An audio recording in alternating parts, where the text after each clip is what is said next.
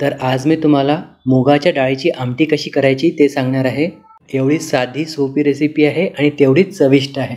तर यासाठी 1 वाटी पिवळी मूग डाळ घेतलेली आहे। डाळ जी आहे 2 ते 3 वेळा स्वच्छ पाण्याने धुवून घ्यायची।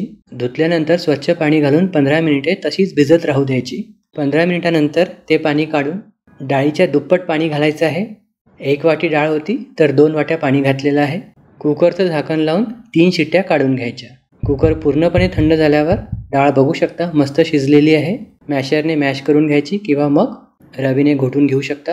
आता यामध्ये 1 कप ताजं ताक घालायचं आहे। हे मिक्स करून घ्यायचं।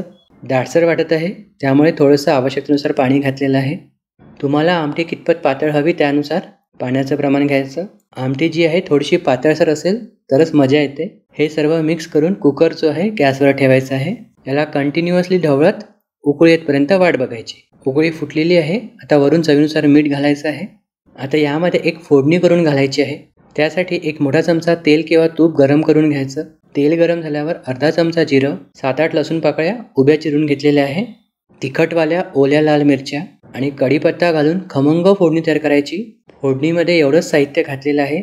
तुम्हाला हवं असल्यास तुम्ही हळद घालू शकता आणि ही गरमागरम फोडणी गरमागरम आमटीवर घालायची आहे। मिरच्यांचा जो तिखटपणा आहे तेलामध्ये चांगल्यापैकी उतरला पाहिजे म्हणजे आमटीला चव खूप मस्त येते।